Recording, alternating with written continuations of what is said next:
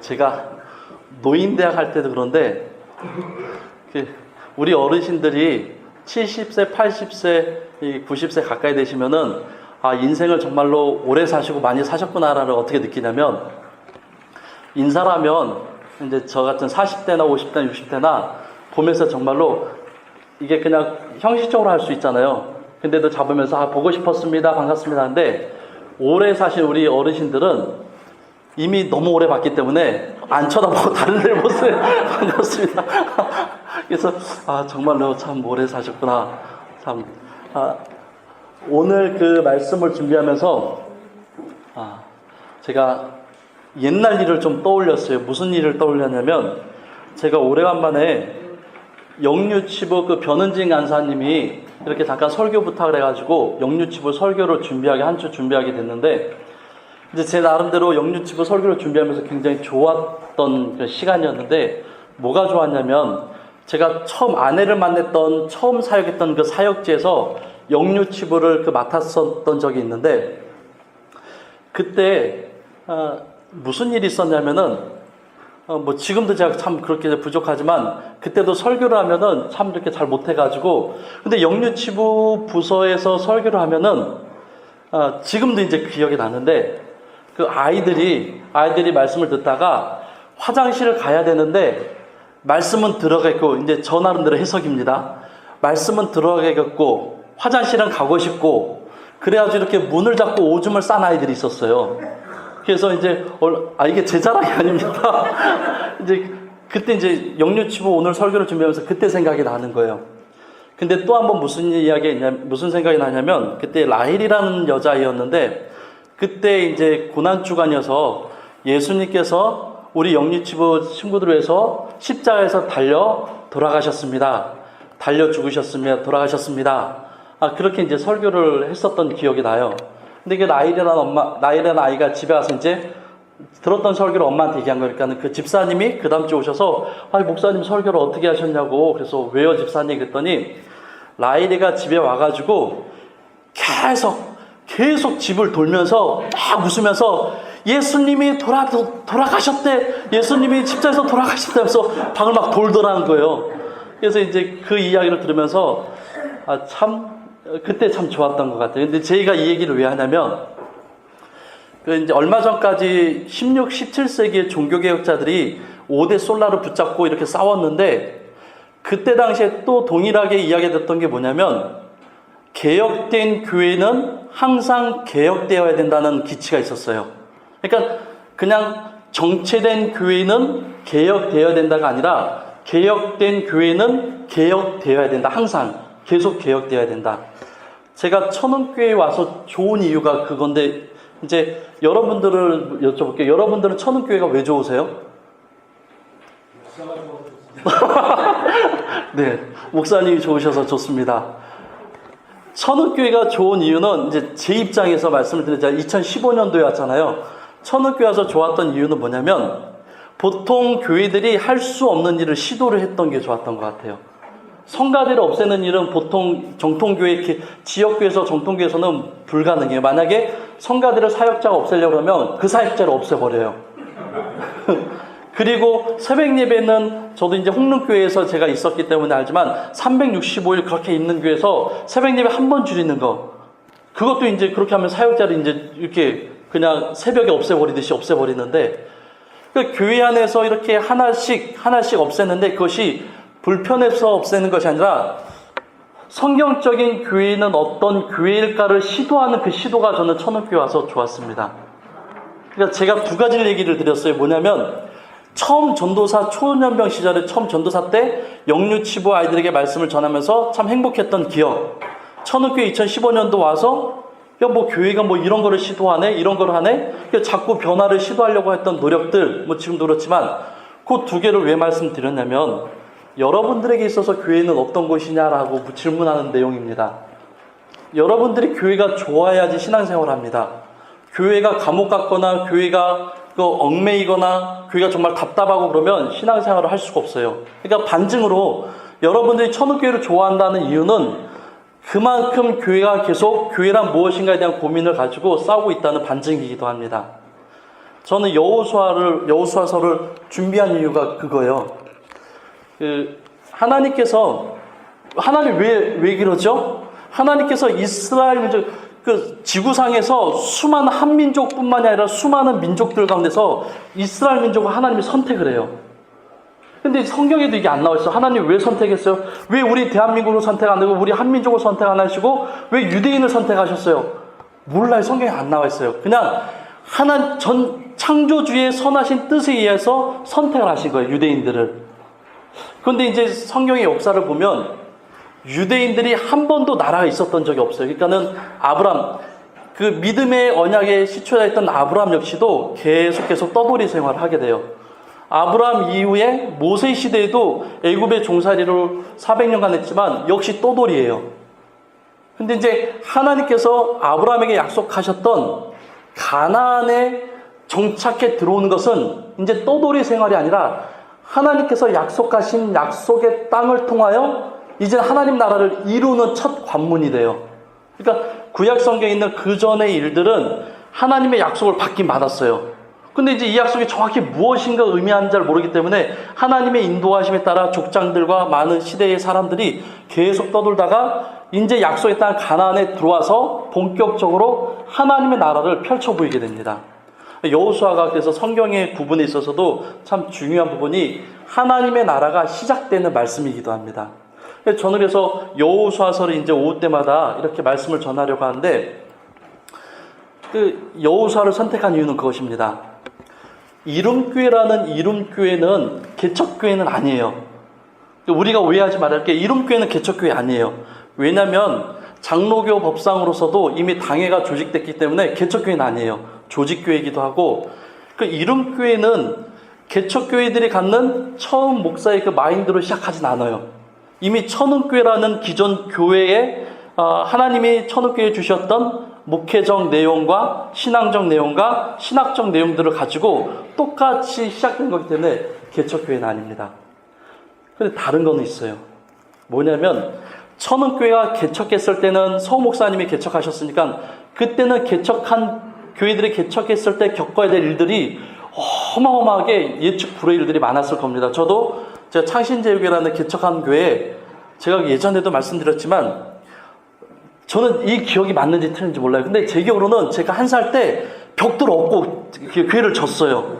제 기억으로는 제가 그때 보면 기저귀를 찬 것 같고 벽돌을 등에 업은 것 같고 그래서 제가 모교회가 72년에 창립을 했는데 72년에 세워졌는데 제가 74년생이잖아요. 그러니까 분명히 2년에 세워지고 비닐하고 바닥에서 하다가 74, 5년도에 건물을 짓기 시작했던 그런 이제 생각이 있는데 이름교회도 이미 조직된 교회로 분립하여 교회를 시작했지만 다른 건 분명히 존재합니다. 천은교회가 초창기 때 겪었던 일들을 이름교회도 겪게 될 것입니다. 예를 들어서 이런 거죠. 한 교회가 이 청량리 지역에 세워졌을 때 가장 기뻐하시는 이가 누굴까? 하나님이십니다. 반대로 이 청량리 지역에 이름교회가 세웠을 때 가장 싫어하는 존재가 누굴까? 사단입니다. 그냥 이단의 교회가 세워진 게 아니라 그래도 말씀 앞에서 정말로 하나님의 말씀의 교회가 무엇인가 애썼던 교회가 똑같이 하나의 또 세워지니까 사단이 좋아할 리가 없습니다. 그러니까 개척교회들이 세워질 때 항상 겪게 되는 거, 영적 전쟁이 반드시 치열하게 일어납니다. 그래서 저는 오늘 이 여호수아 말씀을 준비하면서 천은교회가 지금 40년 된 지금 이렇게 오랜 세월 걸어온 천은교회, 신앙적으로 신앙의 세대가 이어져 있고 신앙의 전수가 이어져 있는 천은교회의 탄탄함보다도 이름교회는 이미 조직돼서 나가 있지만 천은교회가 처음에 겪었던 일들을 이름교회는 분명히 겪는다고 저는 생각을 합니다. 그것을 쉬운 말로 하면 영적 전쟁의 길이라고 봅니다. 그래서 혼자 말씀을 준비하면서 이런 생각을 해봤어요. 이제 나가는 분들의 그 얼굴을 떠오면서 하나님께서 왜 이분들을 나가도록 마음을 움직이셨을까? 분명하죠. 나가는 분들은 그분들이 자의해서 움직여 나갔긴 했지만 하나님께서 그 마음을 주셔서 움직이셨는데 이분들은 왜 나가시게 됐을까? 그래서 오늘 말씀과 관련해서 본다면은 이분들이 나가서 견딜 수 있기 때문에 나가게 하신 거 아닌가? 이렇게 말씀 묵상하게 됐습니다. 그래서 오후에는 그렇다고 이제 안 나가신 분들이 뭐 그런 분들은 아니고 이제 오늘 말씀 여호수아에서 말씀을 좀 묵상하면서 하나님의 나라는 어떻게 세워지는가? 하나님의 나라는 어떻게 확장되어지고 그 안에서 여호수아라는 인물을 통해서 하나님은 신앙인 한 사람 한 사람 붙잡고 어떻게 역사하시는가? 그것을 이제 보고자 합니다. 그래서 오늘 말씀은 1절부터 9절까지는 읽긴 했지만은 1절부터 9절 말씀은 전하진 않고요. 서론격인 내용만 이제 간단하게 오늘은 말씀을 전할 겁니다. 그래서 오늘 말씀을 전할 때에 조금은 이렇게 조금 지루하실 수 있는데 그걸 미리 예방하셔서 또 사탕도 좀 꺼내시고요. 네, 준비하시면 바랍니다. 얼마 오래 안 걸립니다. 자, 준비하세요. 네, 죽든가 살던가 졸려 죽으시던가 살던가 하는데 제가 말씀을 좀 짧게 준비했습니다. 여호수아서는 첫 번째 세 가지가 중요합니다. 항상 말씀을 보면 창세기를 보면은 제일 중요한 것 중에 하나가 뭐냐면 누가 창세기를 지었는가가 중요합니다. 그러니까 하나님이 성령의 감동으로 사람들 통해서 하셨는데 누가 지었는가 이게 중요합니다. 근데 이게 왜 중요하냐면 실제적으로 누가 썼는지 확인을 해야지 그 성경의 내용이 진짜인지 가짜인지를 우리가 쉽게 이해할 수 있게 되기 때문입니다. 여호수아서는 이제 제가 질문입니다. 여호수아서는 누가 썼을까요? 네, 하나, 둘, 셋. 네. 자, 객관식입니다. 여호수아서는 모세가 썼다.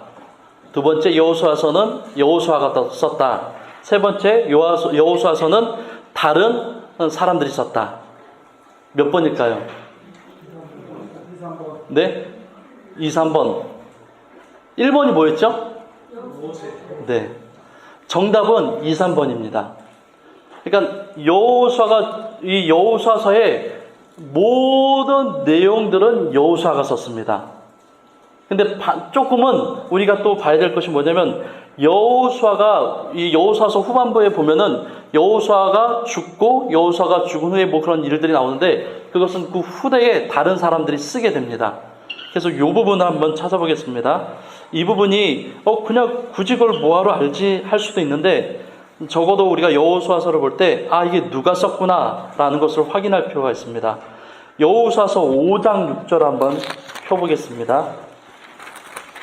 여호수아서 5장 6절입니다. 같이 한번 우리 6절을 같이 한번 읽겠습니다. 시작. 이스라엘 자손들이 여호와의 음성을 청종하지 아니하므로 여호와께서 그들에게 대하여 맹세하사 그들의 조상들에게 맹세하여 우리에게 주리라고 하신 땅 곧 젖과 꿀이 흐르는 땅을 그들이 보지 못하게 하리라 하시매 애굽에서 나온 족속 곧 군사들이 다 멸절하까지 40년 동안을 광야에서 헤매었더니 한 군데만 더 찾아보겠습니다. 여호수아서 24장 26절입니다. 여호수아서 24장 26절입니다. 26절, 27절 같이 읽겠습니다. 시작. 여호수아가 이 모든 말씀을 하나님의 율법책에 기록하고 큰 돌을 가져다가 거기 여호와의 성소 곁에 있는 상수리 나무 아래에 세우고 모든 백성들에게 이르되 보라 이 돌이 우리에게 증거가 되리니 이는 여호와께서 우리에게 하신 모든 말씀을 이 돌이 들었음이니라. 그런즉 너희가 너희의 하나님을 부인하지 못하도록 이 돌들이 증거가 되리라 하고. 근데 이 내적이라고 표현하는데 이 여호수아 안에서도 이 두 구절 외에도 많은 구절들이 여호수아가 직접 이 여호수아서를 기록을 했구나라는 그런 많은 그런 내적인 이제 증거들이 나타나게 됩니다. 그런데 아까 제가 객관식으로 보았을 때 여호수아 말고도 다른 사람들이 기록을 했다라고 세 번째에다 제가 이렇게 넣었는데 맞습니다. 여호수아의 주된 집필자는 여호수아입니다. 그런데 여호수아 죽음과 관련해서 그 후에 남아있는 부분을 여호수아가 쓸 수가 없어서 여호수아를 제외한 다른 사람들이 씁니다. 누가 썼을까? 대부분의 성경학자들이 이야기하기를 아론의 아들 엘르아살이 여호수아의 죽음에 대하여 더 기록을 남겼다라고 이 여호수아를 더 이렇게 증가하여 기록을 남겼다라고 생각합니다. 그래서 24장 29절에서 31절 말씀을 한번 같이 보겠습니다. 시작. 이일 후에 여호와의 종 눈의 아들 여호수아가 110세의 죽음에 그들이 그를 그의 기업의 경내 딥나세라에 장사하였으니 딥나세라는 에브라임 산지 가스산 북쪽이었더라. 이스라엘이 여호수아 산 날 동안과 여호수아 뒤에 생존한 장로들 곧 여호와께서 이스라엘 위에 행하신 모든 일을 아는 자들이 산 날 동안 여호와를 섬겼더라. 그래서 이 여호수아의 죽는 부분은 아론의 아들이었던 이 엘르아살이 기록한 것이라고 모든 대부분의 성경학자들이 이야기합니다. 또한 33절에 보면은 성경에 이건 제가 읽어보겠습니다. 성경에 이렇게 기록됩니다. 아론의 아들 엘르아살도 죽음에 그들이 그의 아들 비느하스가 에브라임 산지에서 받은 산에 장사하였더라.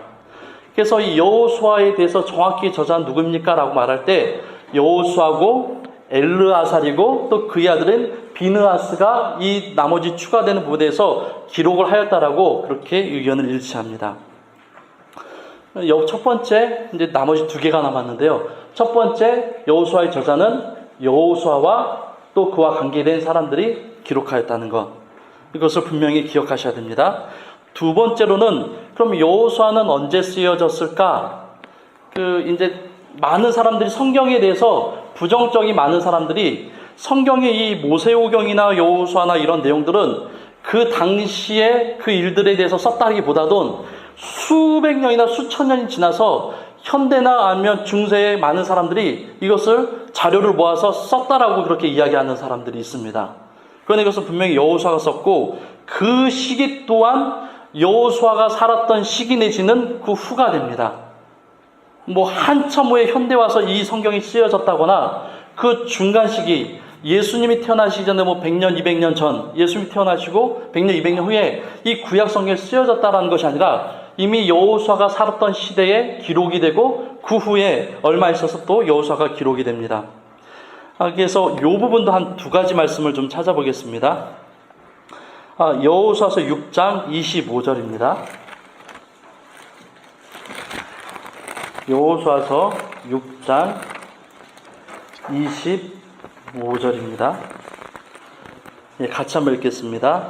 시작. 여호수아가 기생낫과 그의 아버지의 가족과 그에게 속한 모든 것을 살렸으므로 그가 오늘까지 이스라엘 중에 거주하였으니 이는 여호수아가 여리고를 정탐하려고 보낸 사자들을 숨겼음이었더라.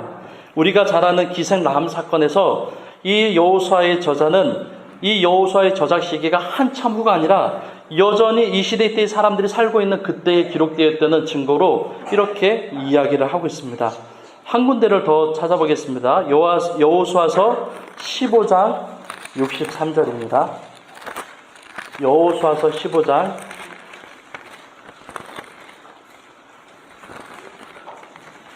63절입니다. 같이 한번 읽겠습니다. 여호수아 15장 63절 같이 읽겠습니다. 시작.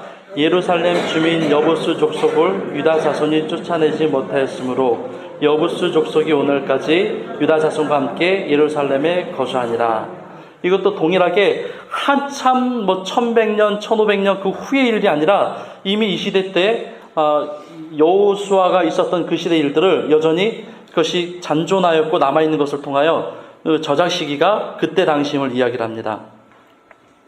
또 제가 한 군데 말씀을 그냥 읽어드리겠습니다. 여호수아서 9장 27절에 보면 그 가나안 족속의 그 토착민이었던 기브아 사람들에 대한 표현이 나오는데 그날에 여호수아가 그들을 여호와께서 택하신 곳에서 회중을 위하여 여호와의 제단을 위하여 나무를 패며 물깃는 자들을 삼았더니 오늘날까지 있느니라. 이렇게 기록됩니다. 그러니까 여호수아의 저작 시기, 이 여호수아서는 후대에 많은 사람이 막 짜집기 하고 후대에 많은 사람들이 막 이렇게 자료들을 모아서 한 것이 아니라 여호수아가 모세로부터 부름을 받고 모세 이후로 하나님께 부름을 받는 그 순간부터 여호수아가 과거에 있었던 자신이 지도자로 있으면서 있었던 모든 일들을 여호수아가 스스로 기록을 그 당시 때 하게 됩니다. 이게 부정할 수 없는 역사적 기록이고 내용이 됩니다. 오늘 여호수아의 이 저자와 그 다음에 저작 시기와 그 다음에 마지막으로는 여호수아는 그럼 성경에서 왜 중요한 역할하고 왜 여호수아서는 기록을 했는가? 아까도 서론에서 말씀드렸지만 여호수아서는 본격적으로 하나님의 나라가 이루어지는 현실적 내용에 대한 이야기들입니다. 그 전에 계속 떠돌다가 아브라함을 통하여 약속하셨던 언약의 백성들이 나라를 정하는 그 공간에 모여서 민족과 부족과 나라를 이루는 그 언약의 내용들이 하나님의 나라가 이루어지는 그 일들을 본격적으로 기록한 것이 여호수아서입니다. 그래서 이렇게 말할 수가 있습니다. 하나님께서 아브라함을 통하여 약속하셨던 예수 그리스도의 나라가 확장되고 이루어질 때까지의 그 모든 내용들이 여호수아가 가나안을 정복하면서 그 일들이 하나님의 언약이 이루어집니다. 그래서 어떤 사람들은 여호수아를 보면서 이런 오해를 합니다. 야, 하나님은 너무 잔인하다. 기독교의 하나님 너무 잔인하다. 구약의 여호수아를 봐라. 어떻게 이미 가나안 땅에 살고 있는 그 사람들을 몰아내려고 그렇게 어린아이들도 죽이고 여자들도 죽이고 그렇게 수많은 피를 흘렸냐. 구약의 하나님은 하나님이 아니다라고 이야기하는 사람이 있습니다. 근데 그렇게 이해할 수가 없는 것이 무엇이냐면 여호수아서는 하나님이 창세전부터 선택하신 하나님의 백성들이 하나님의 나라를 이루기 위한 장소로 그것을 하나님이 선택하셨고 온전하게 하나님의 나라가 이루어지기 위한 그 모든 내용들을 이루기 위해서 가나안 땅에 반드시 제거해야 될 하나님 아닌 우상 섬기는 그 일들을 그 정화하려는 그 하나님의 목적이 이 가나안 정복 전쟁에 있습니다. 그러니까 하나님이 자행한 것이 아니라 하나님의 영광과 하나님 나라를 위해서 반드시 필요한 일이었다는 것입니다. 그래서 여호수아는 왜 쓰여졌습니까? 하나님의 약속을 이루어지는 그 과정을 우리에게 보여줍니다. 오늘 말씀의 마지막입니다. 근데 벌써 끝나가는데 굉장히 놀랍죠? 지금 24분입니다. 오늘 제가 이 서론격의 말씀을 드리면서 마지막으로 나누고 싶은 것이 무엇이냐면 1장 1절 말씀에 성경이 이렇게 기록이 됩니다. 여호와의 종 모세가 죽은 후에 여호와께서 모세의 수종자 네 아들 여호수아에게 말씀하여 이르시니라. 이렇게 기록이 됩니다. 이 1장 1절 말씀에서 두 개의 우리가 묵상되는 내용들이 있습니다. 첫 번째로는 무엇이냐면 모세라는 인물 다음에 하나님께서 여호수아라는 사람을 선택했다는 것입니다. 이렇게 말하면 제가 무슨 의도로 말씀하는지 혹시 아세요? 모세는 모세의 후계자로 여호수아를 선택을 했습니다. 궁금한 점이 혹시 안 드세요? 그러면 제가 다시 한번 제 답을 이거를 몰아가기 위해서 모세가 가나안 땅이 하나님께서 주신 땅이 맞느냐 확인하기 위해서 12정탐꾼을 보냅니다. 근데 정탐꾼을 보냈는데 12정탐꾼이 돌아와서 10명은 통곡을 합니다. 야훼 하나님께서 우리를 죽이시도록 가나안 땅에 보내셨습니다. 우리는 이길 수가 없습니다. 그 땅에 거인이 있고 그 땅에 포도와 과일이 얼마나 큰지 우리는 메뚜기 같습니다. 우리는 정말 하찮은 벌레 같습니다. 근데 딱 두 사람은 반대로 얘기합니다. 가나안 땅에 가서 살만합니다. 우리가 그들을 물리치고 그 가나안 땅의 토착민을 다 몰아낼 수 있습니다. 질문입니다. 두 사람의 이름을 대십시오. 시작. 예, 맞습니다. 여호수아 갈렙. 그럼 제 질문을 다시 해볼게요. 성경에는 분명히 여호와의 종 모세가 죽은 후에 여호와께서 모세의 수종자 눈의 아들 여호수아에게 말씀하여 이르시되, 모세의 후계자, 모세의 다음 260만이 넘는 이스라엘 백성의 대민족을 이끌 후계자가 여호수아가 됐습니다. 이상하죠? 왜 갈렙은 사라졌을까? 왜 갈렙을 후계자로 안 삼으셨을까? 갈렙 역시도 성경의 내용을 보면 굉장한 믿음의 인물이고 굉장한 용사인 것을 우리가 잘 압니다. 근데 왜 여호수아였을까?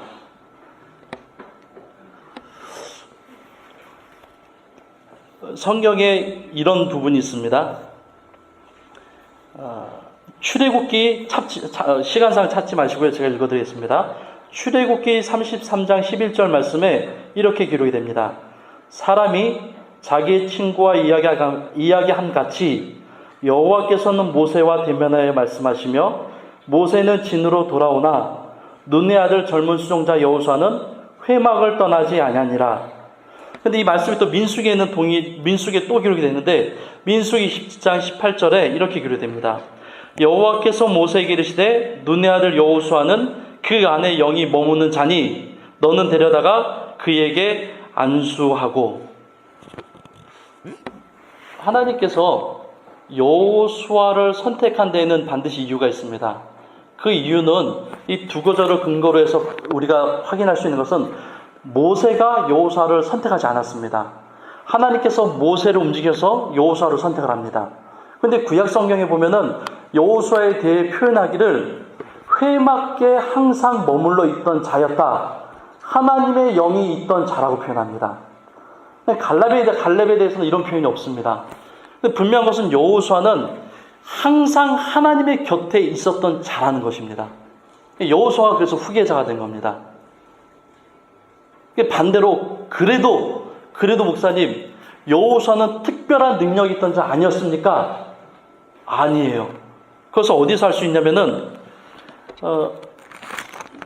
신명기 이 34장 그 마지막에 보면은 성경이 이렇게 신명기 34장 9절부터 12절에 보시면 성경이 이렇게 기대요. 모세가 눈의 아들 여호수아에게 안수하였으므로 그에게 지혜의 영이 충만하니 이스라엘 자손이 여호와께서 모세에게 명령하신 대로 여호수아의 말을 순종하였더라. 그 후에 이스라엘에 모세와 같은 선지자가 일어나지 못하였나니 모세는 요 부분부터입니다. 여호수아랑 대조해 보십시오. 모세는 여호와께서 대면하여 아시던 자요 여호와께서 그를 애굽 땅에 보내사 바로와 그의 모든 신하와 그 온 땅의 모든 이적과 기사와 모든 큰 권능과 위엄을 행하게 하심에 온 이스라엘 목전에서 그것을 행한 자라. 그러니까 모세는 하나님을 만날 때 모세 역시도 아무런 능력이 없었는데 하나님께서 모세를 만나시고 나서 모세를 부르시고 선택하시고 나서 모세가 가질 수 없는 인간이 가질 수 없는 놀라운 신적 능력을 모세에게 부어줍니다. 그러니까 모세가 출애굽할 때에 이집트의 그 모든 신들을 다 초토화시켜 버립니다. 하나님이 그에게 주신 능력으로. 성경을 해서 모세의 이름으로 그 능력을 하나님 주셨다라고 하고 모세가 그것을 행하겠다고 이야기합니다. 그런데 이 이야기가 있고 나서 여호수아로 넘어와서는 여호수아에게 대하여 하나님 자꾸 말씀하시는 게 뭐냐면 두려워하지 마라. 여호수아야 두려워하지 마라. 떨지 마라. 겁먹지 마라. 계속 이야기를 계속 하나님은 여호수아에게 반복을 해요. 무엇을 이야기합니까? 여호수아에겐 그런 능력이 없었다는 거예요. 여호수아는 이 자신을 멘토였고 자신을 가르쳐주고 최고로 신앙의 선배였던 신앙의 지도자였던 모세가 가졌던 능력이 여호수아에는 없었다는 이야기예요.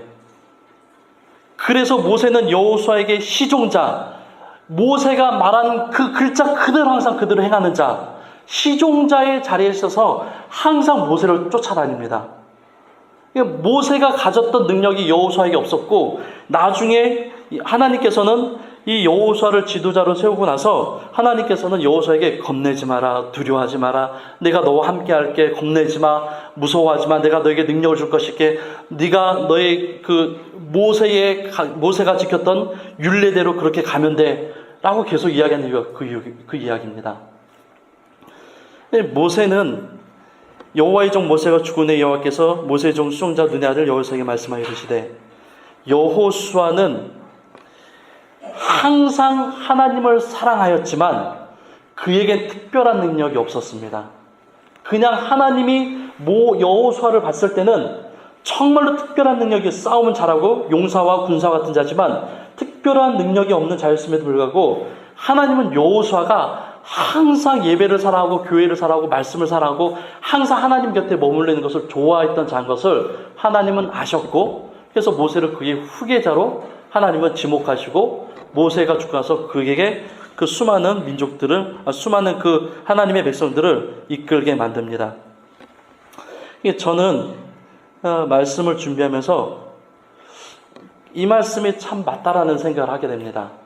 흔히 사람들은 여호수아하면 대단하게 생각을 해요. 왜냐하면 출애굽 할 때에 전쟁할 수 있는 남성이 무기를 잡고 곧바로 전쟁할 수 있는 사람 60만이 넘어요. 그런데 그때 60만 중에서 여호수아와 갈렙이 특별하게 뽑히게 됩니다. 얼핏 보면 여호수아는 30만 대 1의 경쟁률을 뚫은 자예요. 더 말하면 60만 대 1을 경쟁률을 뚫은 자인데, 근데 성경은 볼 때 아무 능력이 없고 오로지 하나님을 사랑했던 자라고 성경이 이야기합니다. 그러니까는 저는 교회를 개척하고 분립하면서 이렇게 자진해서 나가는 분들은 능력이 있어서 나가는 것이 아니라 저분들이 나가고 싶어 하고 나가고 싶어 하는 것을 하나님이 보셨을 때에 그 자체를 하나님이 귀히 보시는 거겠구나라고 생각이 들었다는 것입니다. 아무 능력이 없음에도 불구하고 그래도 하나님의 말씀에 순종해서 교회를 개척하고 또 천운교회가 동일하게 하나님의 말씀에 순종해서 교회를 개척하는 일들이 무슨 능력과 무슨 조건이 있어서가 아니라 이렇게 하면 하나님 기뻐하시지 않을까? 항상 예배 가운데 하나님 맞습니까? 하나님 이것이 옳습니까? 라고 묻는 교회와 성도들이 가장 좋은 하나님의 방법을 선택한 것이 이 분립개척이었다면 하나님께서 보실 때 그 마음을 보시고 하나님이 능력과 은혜를 주시지 않겠냐는 그 생각을 해보게 됩니다. 여호수아는 그렇게 지도자가 됐어요. 지도자가 될 수 없는 조건임에도 지도자가 됐어요. 그래서 오해하지 마셔야 됩니다. 성경에 나온 사람들은 그만한 조건과 능력이 있으니까 됐겠지? 아닙니다. 지금 출애굽기에서 한성 목사님 말씀하실 때 모세가 어떻게 지도자가 됐는지 이미 다 들으셨잖아요. 그러니까 성경에 나오는 모든 아브라함도 그렇고 모든 사람들도 능력이 있어서 툭 출나서 이 성경에서 부각돼서 영웅적인 인물로 뽑혀진 사람이 아무도 없습니다. 다 고만한 사람이에요. 저와 여러분들처럼. 한 가지만 더 말씀을 보고 마치겠습니다. 성경에 보면은 이렇게 이야기합니다. 여호와의 종 모세가 죽은 후에 여호와께서 모세의 수종자 눈의 아들 여호수아에게 말씀하여 이르시되, 모세를 표현할 때는 여호와의 종 이렇게 표현합니다. 근데 여호수아를 표현할 때는 모세의 수종자. 근데 조금 억울하지 않아요? 제가 여호수아라면 억울할 것 같아요. 왜냐하면 모세를 표현할 때는 여호와의 종. 근데 이제 모세는 죽고 그 다음에 여호수아가 지도자가 됐어요. 근데 여호수아를 표현하면 그럼 당연히 여호와의 종 여호수아 이렇게 표현한 게 맞아요. 지도자가 이제 죽었어요. 바뀌었으니까. 대통령도 바뀌면 정관예우는 있지만 대통령도 바뀌면 모든 조건과 대우가 달라집니다. 근데도 성경은 이야기할 때 모세의 수종자 여호수아. 근데 여호수아를 계속 보시면 여호수아를 표현할 때 여호와의 종 여호수아라고 표현한 적이 없습니다. 여호수아를 계속 보시면 모세의 종, 모세의 수종자 여호수아 이렇게 표현합니다. 그런데 이것이 어원적으로 볼 때도 좀 다릅니다. 여호와의 종, 이거는 에베드 예호와라는 단어인데 이것은 말 그대로 하나님의 의지를 담아서 수행하는 자를 에베드 예호와라고 이야기합니다. 근데 이건 모세에게 쓰여졌던 표현이에요. 그런데 그 다음 지도자가 되었던 여호수아를 이야기할 때는 마샤레트 모세라고 써요. 모세의 수종자. 수종자는 뭐냐면 모세가 여호수아 회막에서 절대로 1m도 떨어지지 마 하면 여호수아는 못 움직입니다. 수종자란 그 지도자가 말할 때 100% 순종한 자를 수종자라고 이야기합니다. 그래서 여호수아는 성경에서 여호수아를 표현할 때는 모세의 수종자. 그래서 모세가 무슨 말을 하거나 항상 모세가 했던 말을 절대 떠나지 않는 그러한 사람으로 묘사가 됩니다. 그런데 성경에 놀라운 장면이 있어요. 처음부터 여호수아는 그래 연약한 상태에 부르심을 받고 또 모세를 표현할 때 모세 자체가 막 화가 날 수도 있어요. 모세는 여호와의 종 에베드 이렇게 표현하면서 자신은 그거보다 더 아래 단계처럼 느껴지는 그렇게 수종자라는 표현을 써요. 근데 여호수아가 죽음으로 여호수아가 하나님의 놀라운 사역들을 감당하고 그의 인생의 마지막에 가면은 단어가 바뀌어요. 뭐라고 바뀔까요? 에메드 단어가 나와요. 모세에게 썼던 그 단어가 여호수아 마지막에 나와요. 여호수아를 보고 하나님이 모세에게 썼던 그 단어 에베드 단어를 모세에게 써줘요. 그 굉장히 놀라운 일입니다. 이것은 무엇을 이야기할까? 우리는 가끔 성급할 때가 있어요. 내가 하나님을 정말 사랑하면 하나님이 나에게 능력 주시고 내가 뭔가를 할 수 있지. 근데 여호수아는 그 숱한 정복 전쟁과 숱한 부족의 통일과 수많은 일들을 겪으면서 계속 모세의 수종자라고 표현하다가 여호수아는 정말 그의 인생 모든 시간 동안 하나님의 영광을 위해서 살아왔던 그가 마지막 죽는 순간에 하나님의 영광의 호칭인 야베드라는 단어를 받게 돼요. 얼마나 오랜 세월 동안 얼마나 정말로 힘들게 여호수아가 살았을까? 그 말씀을 묵상하면서 저와 여러분들도 동일합니다. 신앙인으로 살면서 바로 기도하자마자 막 응답받는 사람들이 있다라고 그래요. 근데 저는 그 사람들이 좀 이상합니다. 저는 제가 평생 살아오면서 딱 한 번 기도하면서 바로 응답된 적은 딱 한 번 있어요. 아내에게 미안하지만 하나님, 저 자매를 제가 결혼하고 싶습니다.